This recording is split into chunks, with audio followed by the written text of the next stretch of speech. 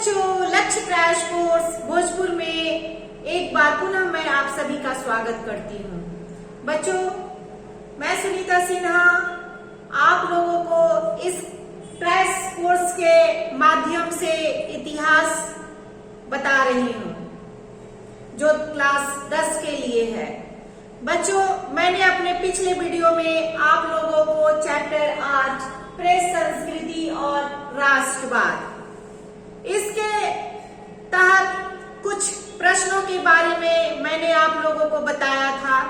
बच्चों, आज इसी चैप्टर को जारी रखते हुए मैं और भी कुछ दीर्घोत्तरीय प्रश्न के बारे में आज आप लोगों को इस वीडियो के माध्यम से बताऊंगी। पहला जो प्रश्न है बच्चों वह है, मुद्रण संस्कृति ने फ्रांसीसी क्रांति के लिए किस प्रकार अनुकूल परिस्थितियां बनाई। बच्चों, मुद्रित संस्कृति ने निम्नलिखित कारणों से फ्रांसीसी क्रांति के लिए अनुकूल परिस्थितियां बनाई, जिनमें सबसे पहला जो है वह है इसने ज्ञानोदय के विचारों का प्रसार किया। किसने? मुद्रित संस्कृति ने। दूसरा जो है वह है मुद्रण ने वाद विवाद की संस्कृति का भी विकास किया। ज्ञानोदय के विचारों का प्रसार के साथ साथ उसने वाद विवाद की संस्कृति का भी क्या किया? विकास किया। तीसरा जो है वह है इसने राजशाही के विरुद्ध असंतोष को बढ़ावा देकर क्रांति की भावना को और ज्यादा ऊपर उठाया। तो बच्चों, इस तरह से हम लोगों ने जाना कि मुद्रण संस्कृति ने फ्रांसीसी क्रांति के लिए किस प्रकार अनुकूल परिस्थितियां बनाई। दूसरा जो प्रश्न है वह है, औपनिवेशिक सरकार ने भारतीय प्रेस को प्रतिबंधित करने के लिए क्या किया। बच्चों, ये प्रश्न जो है वह दीर्घोत्तरीय प्रश्न के अंतर्गत आते हैं। बच्चों, औपनिवेशिक काल में प्रकाशन के विकास के साथ साथ इसे नियंत्रित करने का भी प्रयास किया गया। ऐसा करने के पीछे बच्चों दो कारण मुख्य रूप से थे।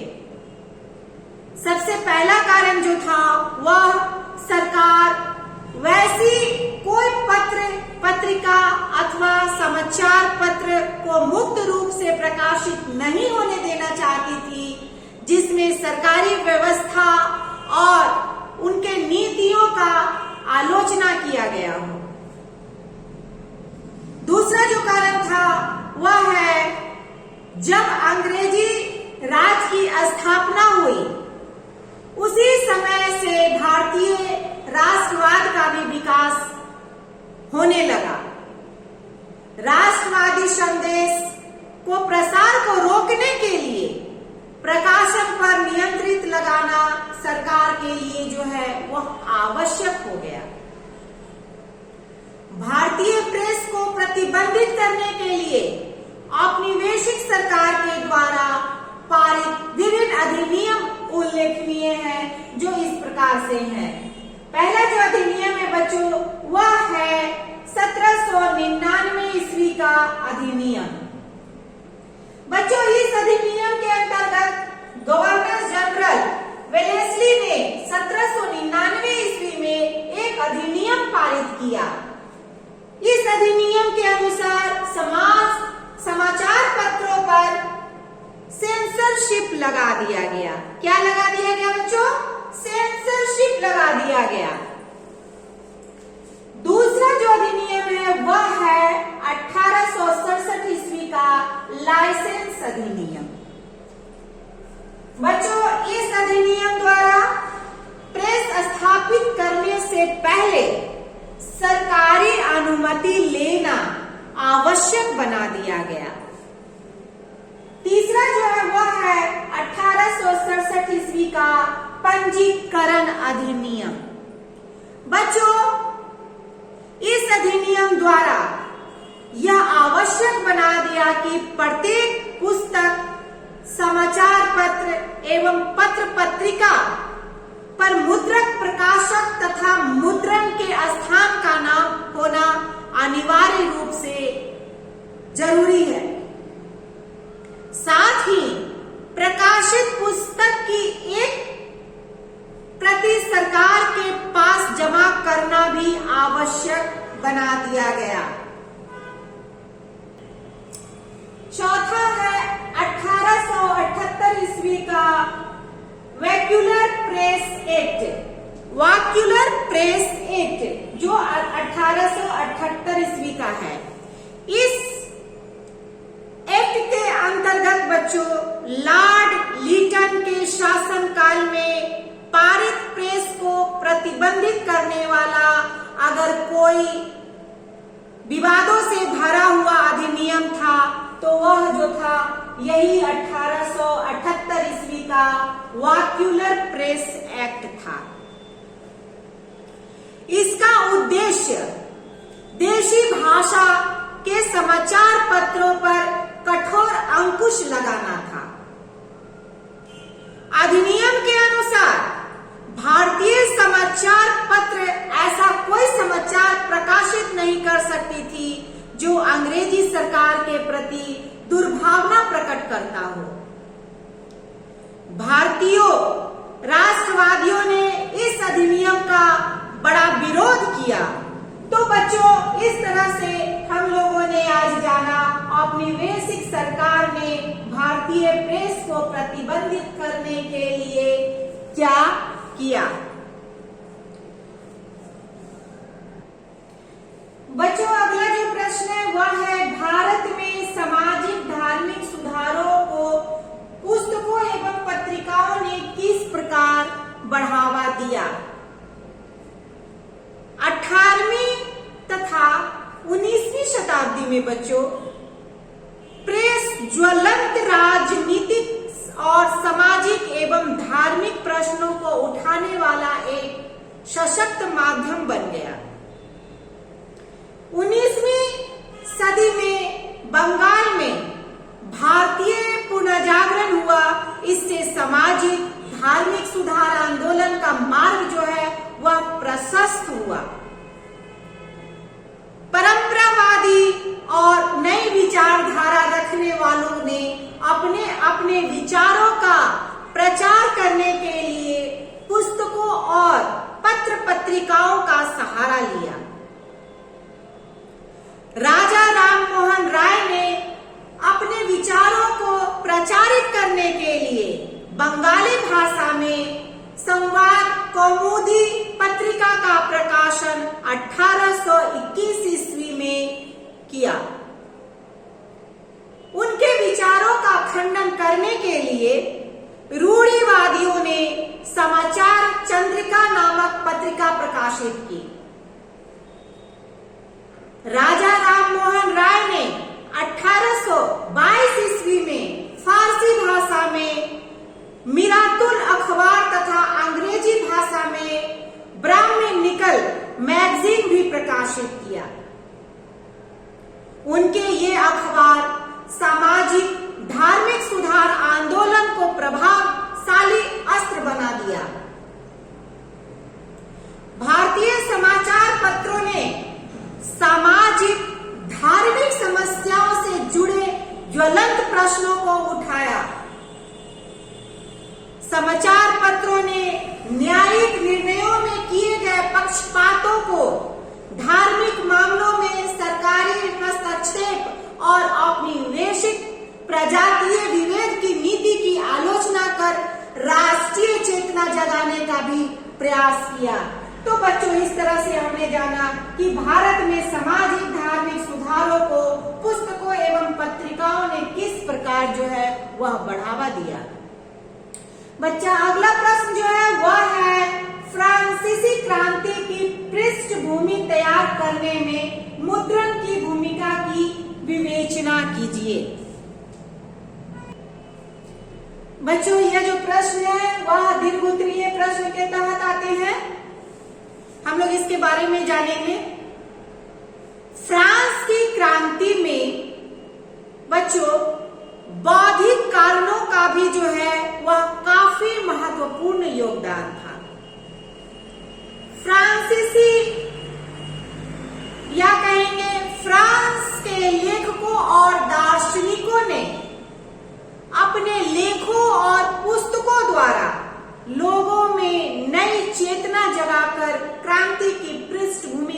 कर दी। मुद्रण ने कई प्रकारों से फ्रांसीसी क्रांति की पृष्ठभूमि तैयार करने में अपनी जो है वह भूमिका निभाई। सबसे जो पहला है वह है ज्ञानोदय के दार्शनिकों के विचारों का प्रसार। बच्चों, फ्रांसीसी दार्शनिकों ने रूढ़िगत सामाजिक, धार्मिक और राजनीतिक व्यवस्था की कटु आलोचना की गई। इन लोगों ने इस बात पर बल दिया कि अंधविश्वास और निरंकुशवाद के स्थान पर तर्क और विवेक पर आधारित व्यवस्था स्थापना, तर्क और विवेक पर आधारित व्यवस्था की स्थापना जो है वह हो। चर्च और राज्य की निरंकुश सत्ता का, या कहेंगे चर्च और राज्य की निरंकुश सत्ता पर प्रहार किया गया। वाल्टेयर और रूसो ऐसे महान दार्शनिक थे जिनके लेखन का जनमानस पर जो है वह बहुत ही गहरा प्रभाव पड़ा। दूसरा जो है बच्चों वह है वाद विवाद की संस्कृति। पुस्तकों और लेखों ने वाद विवाद की संस्कृति को जन्म दिया। अब लोग पुरानी मान्यताओं की समीक्षा कर उन पर अपने विचार प्रकट करने लगे। इससे क्या हुआ? इससे नई सोच उभरी।